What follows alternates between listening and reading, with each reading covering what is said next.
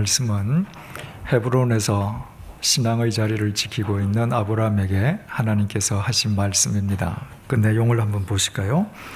이후에 여호와의 말씀이 환상 중에 아브라함에게 임하여 이르시되 아브라함아 두려워 말라. 하나님께서 제일 먼저 하신 말씀이 두려워하지 말라는 겁니다. 하나님께서 아브라함에게만 두려워하지 말라고 말씀하신 것이 아닙니다. 이 이후에 보면 아브라함에게도 몇 번 더 말씀하시고 아들 이삭에게도 손자 야곱에게도 두려워하지 말라 그렇게 말씀하시죠. 그뿐만이 아닙니다. 시내산에서 모세가 하나님을 만났을 때도 두려워하지 말라 그렇게 말씀하십니다. 천년이 지나서 다윗 왕에게도 두려워하지 말라. 그리고 또 천년이 지나서 바울에게도 두려워하지 말라 이렇게 말씀하십니다. 여러분, 이건 무엇을 의미하는 거예요? 하나님은 본래 두려운 분이세요. 모든 인간에게 하나님은 두려움의 대상이라는 것입니다. 왜 그렇습니까? 하나님은 거룩하시거든요. 거룩하신 하나님 앞에서는 티끌만한 죄도 용인되지 않습니다. 그래서 죄인인 인간은 하나님을 두려워할 수밖에 없습니다.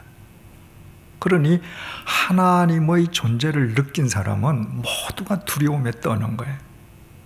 그런데 하나님께서 모두가 두려움의 대상으로 느끼는 분이심에도 불구하고 당신께서 택하신 사람에게는 두려움의 대상으로 임하시지 않는단 말이에요. 두려워하지 마라. 그리고 당신이 택하신 당신의 백성에게는 사랑과 긍휼로 임하시는 거예요. 아브라함에게도 마찬가지입니다. 하나님께서 사랑과 긍휼로 임하시고 아브라함아 두려워하지 마라 이렇게 말씀하십니다. 아브라함이 잘났기 때문입니까? 아브라함이 위대했기 때문에 두려움의 대상이신 하나님께서 유독 아브라함에게만 사랑과 자비와 긍휼로 임하신 것입니까? 그렇지 않지 않습니까? 하나님의 일방적인 은혜였습니다. 거기에는 이유가 없어요. 하나님께서 당신의 절대 주권 속에서 일방적인 은혜를 베푸셔서 아브라함에게 사랑과 자비와 긍휼로 임해 주시는 것입니다. 여러분, 오늘 이 자리에 두려움의 대상이신 하나님께서 사랑과 자비로 우리에게 임해 계십니다. 그리고 우리 모두에게 두려워하지 말라고, 나는 두려움의 대상이 아니라고 당신 자신을 밝혀주십니다. 우리가 위대해서요? 아니라는 거 알지 않습니까? 그분의 일방적인 은총입니다. 논리적으로 설명할 수 없는 그분의 은총에 의해서 그분은 이 밤도 우리에게 사랑과 자비로 임해 주십니다. 그것을 안다면 바로 우리 삶 자체가, 우리 자신이 하나님의 기적 덩어리라는 사실을 알게 된다고 했습니다. 우리에게 사랑과 자비로 임하신 하나님께서 그 사랑과 자비의 구체적인 내용이 무엇으로 임하시는가? 아브라함에게 계속해서 이렇게 말씀하셨습니다. 아브라함에게 임하여 이르시되 아브라함아 두려워하지 말라. 나는 내 방패다. 하나님께서 아브라함의 방패가 되심으로 아브라함에게 두려워하지 말라는 거예요. 우리가 이 세상을 두려움 없이 살 수 있는 근거가 뭔가? 하나님께서 우리의 방패 되시기 때문이라는 거예요. 방패라고 하는 것은 적의 공격을 막는 도구지 않습니까? 그런데 여러분, 이 세상에는 그 어떤 것도 완전한 방패가 될 수 없습니다. 인간이 만든 방패는 불완전할 수밖에 없어요. 오늘날 21세기에 세계에서 가장 강력한 군사력을 지닌 나라는 미국입니다. 미국을 가리켜서 초강대국이라 그러지 않습니까? 상대할 나라가 없다는 것이죠. 세계에서 가장 강력한 군사력을 지니고 있는 초강대국인 미국이 근래 벌였던 전쟁이 이라크 전쟁, 대아프가니스탄 전쟁 그렇지 않습니까? 그런데 그 초강대국의 그 강력한 군사가 상대도 안 되는 나라 군대와 전쟁을 벌였는데 미군은 한 명도 안 죽었습니까? 그렇지 않습니다. 미군도 죽었습니다. 아프가니스탄 병사들, 이라크 병사들은 그저 시대에 뒤진 무기만을 갖고 있었을 뿐이지만 미군 병사들은 방탄조끼 다 입고 최고 첨단 무기들로 자기들을 무장하고 있지 않았습니까? 그런데도 죽었어요. 왜? 인간이 만든 어떤 방패도 완전할 수 없거든요. 이 세상을 우리가 살아가는데 대체 무엇이 우리의 완전한 방패가 되겠습니까? 우리의 건강이? 법정 스님께서 수술을 받으셨다는 기사를 보셨죠? 들리는 소문에는 암이셨다고 그러더군요. 그분이 수술을 받으시고 하신 말씀이 인간의 육체 자체는 소멸하는 것인데 이렇게 말씀하셨습니다. 우리는 쇠퇴한다 그러잖아요. 그런데 소멸, 그러니까 훨씬 더 가슴에 와 닿습니다. 이거 없어지는 거잖아요. 하루하루 쇠퇴하고 언젠가는 소멸되어서 흔적도 없어져 버릴 터인데 이 육체의 건강이 우리의 방패막이가 될 수 있겠느냐 그 말이에요. 돈이 되겠습니까? 돈이 편리할 수 있습니다. 일시적으로 방패가 될 수 있습니다. 그런데 돈으로는 내 머리에서 돋아나는 흰머리 하나 못 막잖아요. 내 코끝에서 호흡이 끝날 때 내 생명의 방패가 되지 못합니다. 어떤 것도 방패가 될 수 없어요. 하나님은 어떤 분이십니까? 천지를 창조하신 전능하신 하나님이시요, 영원하신 하나님이시요, 창조주 되시는 하나님이십니다. 그 하나님께서 내가 너의 방패다고 말씀해 주십니다. 그 하나님께서 내 인생의 방패가 되신다면 이 세상 무엇이 나를 무너뜨릴 수 있겠습니까? 하나님의 그 방패란 구체적으로 어떤 방패일까요? 첫째로 죄의 심판으로부터 우리를 막아주시는 방패입니다. 요한복음 3장 17절 말씀이에요. 하나님이 그 아들을 세상에 보내신 것은 세상을 심판하려 하심이 아니요 그로 말미암아 세상이 구원을 받게 하려 하심이라. 모든 죄인은 심판의 대상이지 않습니까? 그런데 하나님께서 당신의 독생자 예수 그리스도로 하여금 우리가 치러야 할 죄값을 십자가에서 대신 치르게 해주셨습니다. 그리고 하나님 당신의 심판으로부터 당신 자신이 방패막이가 되어서 우리를 지켜주십니다. 예수 그리스도 안에서 부르심을 받은 우리에게는 심판이 없는 거죠. 멸망의 심판이 없는 것입니다. 두 번째로 이 세상의 모든 어둠의 유혹으로부터 우리를 막아주시는 완전한 방패입니다. 시편 119편 105절 말씀을 통해서 시인이 이렇게 고백했습니다. 주의 말씀은 내 발의 등이요 내 길의 빛이니이다. 하나님께서는 당신의 진리의 말씀으로 우리의 심령을 빛으로 채워주십니다. 내가 어떤 길을 걸어가야 바른 인생길이 되는지 내 발의 등불이 되어주십니다. 만약에 하나님께서 나의 방패가 되어주시지 않는다면 우리는 이 어둠 속에서 일평생을 무의미하게 흩날릴 수밖에 없습니다. 이 세상의 유혹에서 이길 길이 없습니다. 그러나 당신의 영원한 빛 속에서 바른 길을 보게 하시고 내가 어긋난 길을 갔을 때 내 인생이 얼마나 허망하게 끝날 것인지를 말씀 속에서 직접 깨닫게 해주심으로 이 세상의 모든 어둠의 유혹으로부터 우리를 막아주셔요. 어디 그뿐입니까? 세 번째로 죽음으로부터 우리를 지키시는 생명의 방패가 되십니다. 고린도전서 15장 15절 말씀입니다. 사망아 너의 승리가 어디 있느냐? 사망아 내가 쏘는 것이 어디 있느냐? 사망이 모든 인간에게서 왕노릇해요.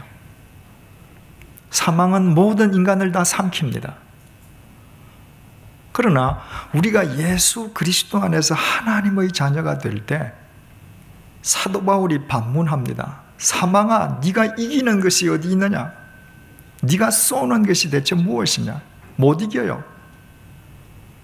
하나님께서 그 죽음을 완벽하게 차단시켜 주시는 방패가 되시기 때문에, 그래서 그리스도 안에 있는 하나님의 자녀로 부르심을 받은 사람들에게 죽음은 끝이 아니라고 했습니다.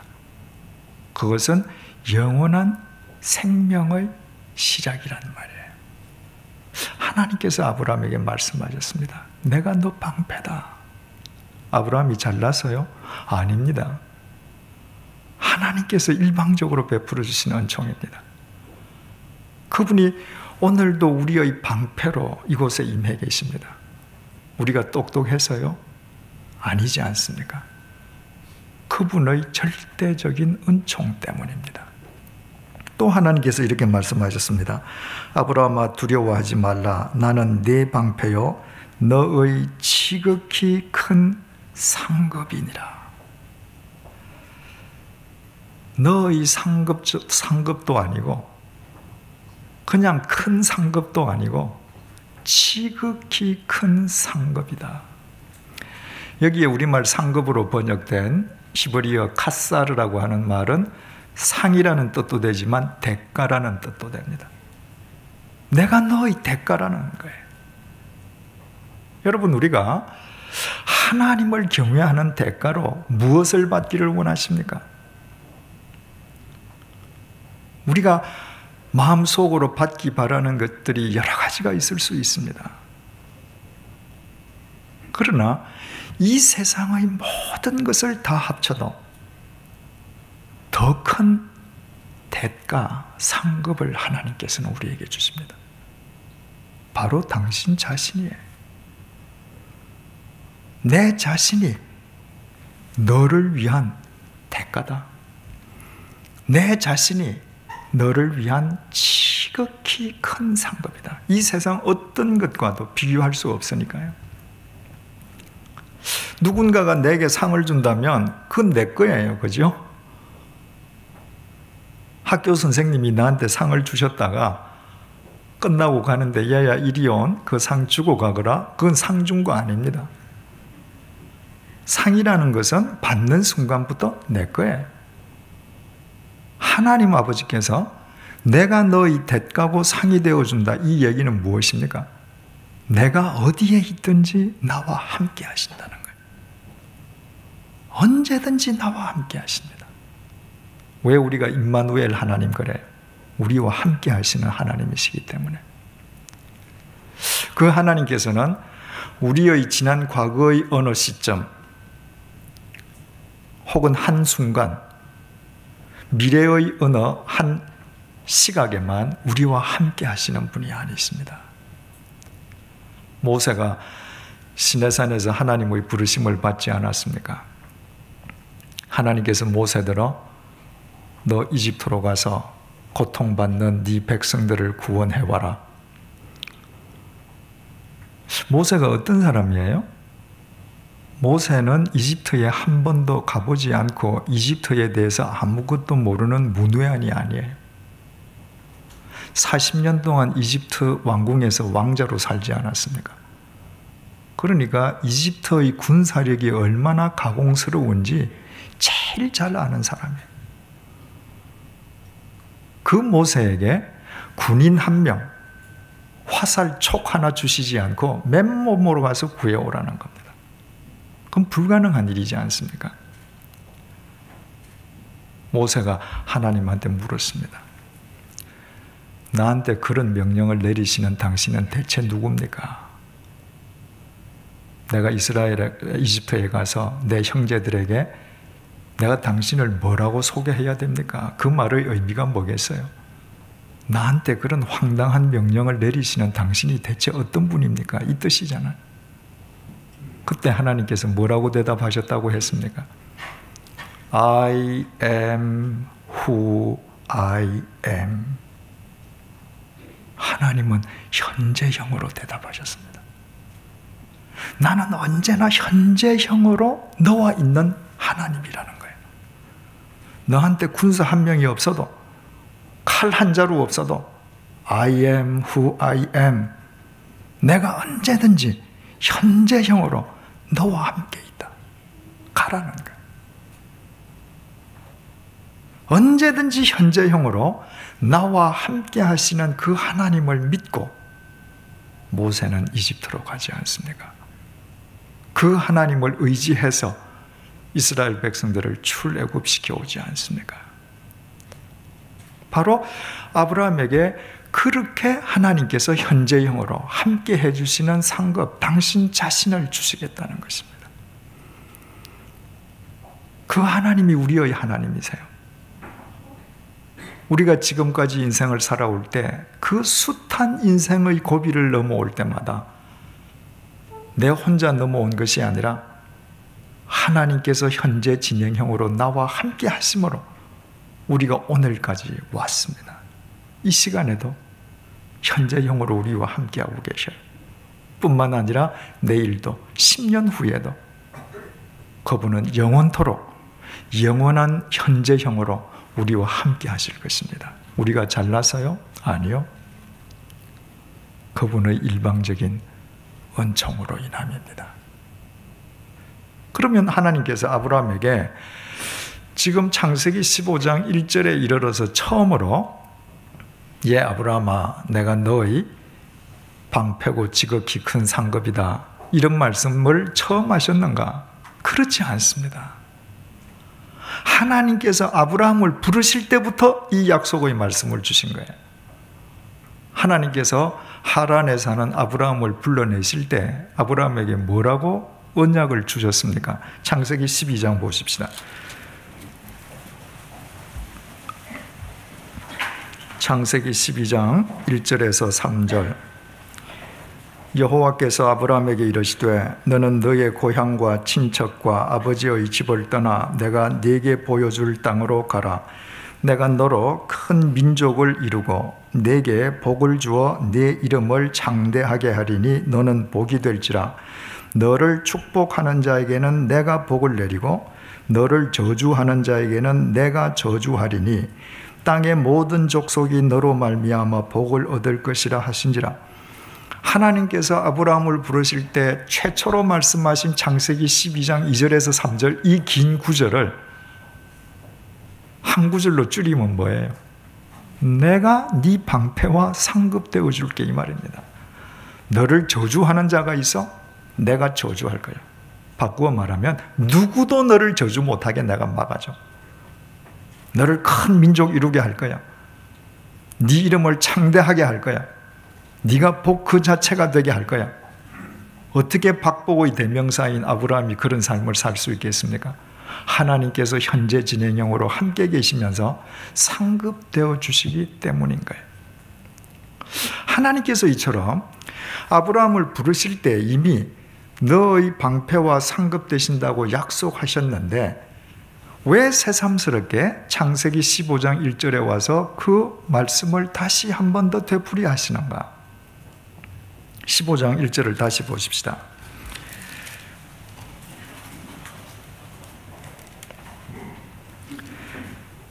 15장 1절이 이렇게 시작하죠. 이후에 여호와의 말씀이 환상 중에 아브라함에게 임하여 이르시되 아브라함아 두려워하지 말라. 나는 네 방패요 너의 지극히 큰 상급이니라.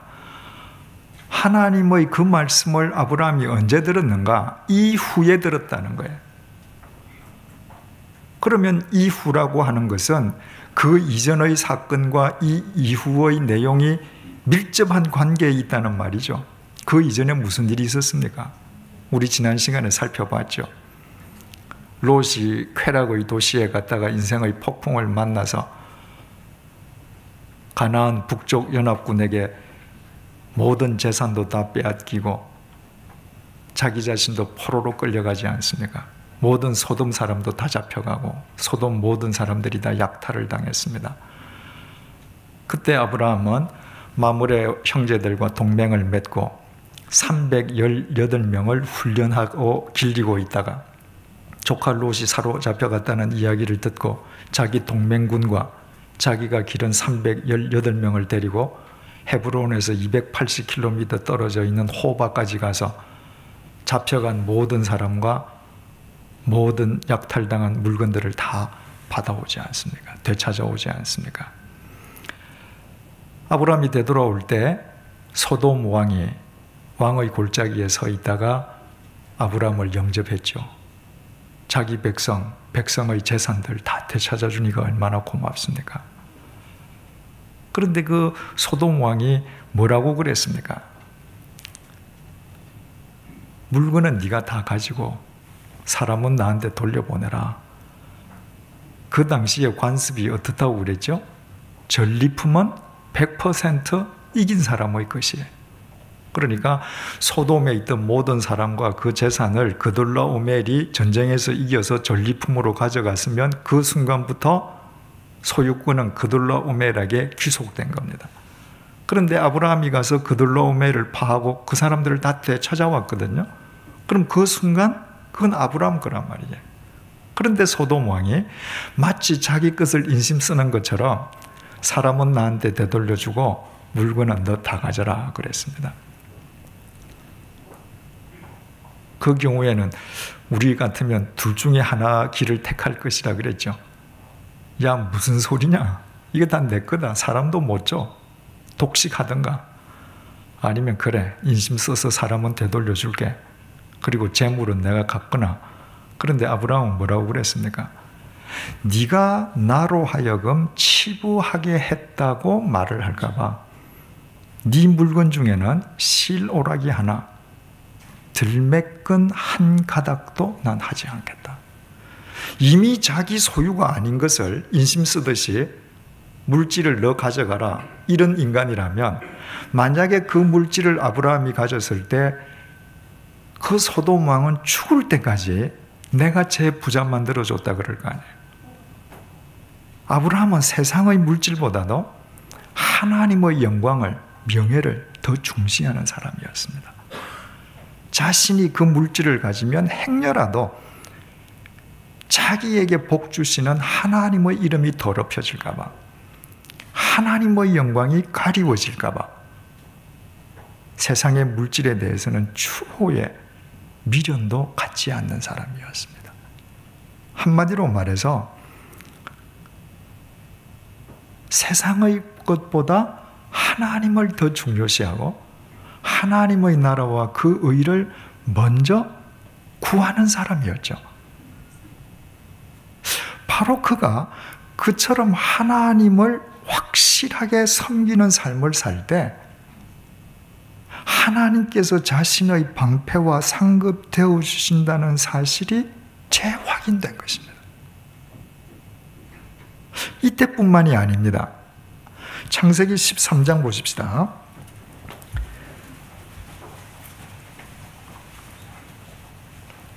롯이 아브라함을 떠난 후에, 여기에도 후에 나오죠. 15장 1절 이후에 하는 거하고 똑같습니다. 떠난 후에 여호와께서 15장 1절 보니까 이후에 여호와의 말씀이 13장 14절 롯이 아브라함을 떠난 후에 여호와께서 아브라함에게 이르시되 15장 1절 이후에 여호와의 말씀이 환상 중에 아브라함에게 임하여 이르시되, 구조가 똑같죠. 자, 13장 14절 다시 보십시다. 롯이 아브라함을 떠난 후에 여호와께서 아브라함에게 이르시되 너는 눈을 들어 너 있는 곳에서 북쪽과 남쪽 그리고 동쪽과 서쪽을 바라보라. 보이는 땅을 내가 너와 네 자손에게 주리니 영원히 이르리라. 내가 네 자손이 땅의 티끌 같게 하리니 사람이 땅의 티끌을 능히 셀 수 있을진데 네 자손도 세리라. 너는 일어나 그 땅을 종과 횡으로 두루 다녀보라. 내가 그것을 네게 주리라. 하나님께서 아브라함에게 말씀하시기를 네 눈이 닿는 땅 다 줄게. 네가 종과 행으로 네 발바닥이 닿는 땅은 내가 다 줄게. 이게 무슨 말이에요? 그 땅에는 원주민이 있었다고 그랬죠. 아무리 이 땅에 원주민이 있고 그들의 도전과 위협이 크더라도 내가 이 땅을 반드시 너한테 주겠다. 이건 뭐죠? 내가 너 방패와 상급이라는 거예요. 창세기 12장 2절 3절 말씀을 13장에서 3장에서는 이렇게 표현한 겁니다. 그 핵심은 내가 네 방패와 상급이라는 거예요. 그런데 이 말씀을 뭐 한 이후에 하셨는가? 아브라함이 롯을 떠난 후에, 그 전에 이야기를 우리 다 잘 알죠. 아브라함의 가축과 롯의 가축이 많아져서 두 가정이 한 장소에 살 수 없게 됐습니다. 그 땅은 분명히 하나님께서 아브라함에게 언약으로 주신 땅임에도 불구하고 아브라함은 선택권을 자기가 먼저 행사하지 않고 자기 조카 롯에게 양보하지 않습니까? 부모를 잃고 자신을 부모처럼 따르는 연약한 조카였기 때문에 그로 하여금 먼저 선택권을 행사하도록 해줬습니다. 바로 그것이 하나님의 뜻이라고 믿었기 때문에, 하나님의 뜻대로 행했을 때 하나님께서 나의 방패와 상급되심이 확인되었습니다. 14장에서도 하나님의 나라와 그의 의를 먼저 구했을 때 하나님께서 방패와 상급되심이 또 확인된 것입니다. 여러분, 하나님께서 우리의 방패와 상급 되시는데 하나님께서 나의 방패와 상급 되신다는 것을 우리가 어떻게 확인할 수 있는가? 간단해요. 하나님의 나라와 의를 먼저 구하면 내 삶 속에서 시시각각 그분이 나의 방패와 상급 되심이 보이지 않을 수가 없는 거예요. 하나님의 나라와 의를 삶 속에서 항상 먼저 구한다는 건 뭘 의미합니까? 하나님에 대해서 깨어있는 사람이에요. 내 삶 속에서 언제나 하나님을 먼저 의식하는 사람이에요. 내가 하나님에게 깨어있고 내 시선이 하나님에게 고정되어 있고 내가 매일매일 하나님을 의식하고 살면 나의 방패와 상급 되시는 하나님이 안 보일 수가 없습니다, 여러분. 저기 합정동 내거리에 가면 우리은행이 있지 않습니까? 그 우리은행 바로 앞에 그 구두 닦기 아저씨 부츠가 있습니다. 그래서 제가 그 앞을 지나가다가 제가 이제 구두가 더러워지면 꼭 그 부츠에 들어가서 앉아서 구두를 닦거든요. 그 아저씨가 몇 년 되셨어요. 그게 얼굴도 잘 알고 친해졌죠. 제가 그 길을 걷다가 그 구두 닦기 아저씨하고 눈이 마주쳐서 인사하지 않습니까? 그러면 제가 구두 안 닦는 날에도 제가 인사를 하면 그 아저씨는 항상 제일 먼저 제 구두부터 봐요. 그분의 관심은 구두에. 여러분 누구 사람 만나면서 구두 보신 적 있습니까? 저는 구두 본 적이 없어요. 근데 그분은 저하고 눈 딱 마주치면 저를 보면 딱 눈이 밑으로 내려가요. 여러분의 관심이 하나님에게 있으면 하나님이 내 인생의 방패와 상급되심이 보여요. 왜? 오늘도 내가 호흡하고 이 자리에 있는 것이 내 능력으로 인함이 아니라 그분이 나의 방패와 상급되어 주셨기 때문임을 깨닫지 않을 수 없거든요. 내가 하나님을 믿는다라고 하는데도 하나님이 정말 내 방패 맞습니까? 상급이 맞습니까? 라고 질문하고 의문이 들고 의심이 든다면 그 이유는 간단합니다. 내가 평상의 삶 속에서 아브라함처럼 하나님 나라와 그의 의를 먼저 구하지 않기 때문입니다. 내 삶 속에서는 세상에만 관심이 있을 뿐 그분에게 관심이 없기 때문입니다. 내가 관심을 두기 때문에 그분이 나의 방패와 상급 되시는가? 아니에요. 내가 관심을 두기 전에도 그분은 나의 방패와 상급이세요. 단 내가 그분에게 관심을 둠으로 나의 방패와 상급 되시는 그분을 내가 확인하게 되고, 확인함으로 더더욱더 하나님의 나라와 의를 구하고, 구할수록 상급과 방패 되시는 그분을 또 깨닫고, 그래서 일평생 그분과 동행하는 아름다운 삶이 이어지는 것입니다. 오늘은 입교식과 세례식이 있는 날입니다. 세례는 자기 스스로 구도의 길로 나서기 위한 결단의 예식이 아닙니다. 내가 이제 의롭게 살아야지, 내가 이제 바른 인생을 살아야지, 스스로 그 결단을 행하는 예식이 아니에요. 기독교는 자력 종교가 아닙니다. 새신자반을 통해서 배우신 분은 아시겠습니다만은, 불교 같은 경우는 자력 종교죠, 그죠? 어느 날 내가 결심합니다. 내가 이제 구도의 삶을 살아야지. 그래서 내가 스스로 깨달아서 나를 구원하는 것입니다. 기독교는 자력 종교가 아니에요. 기독교는 어떤 종교인가? 우리 스스로의 능력으로는 우리를 절대로 구원할 수 없다는 자기의 한계를 터득한 사람들이에요.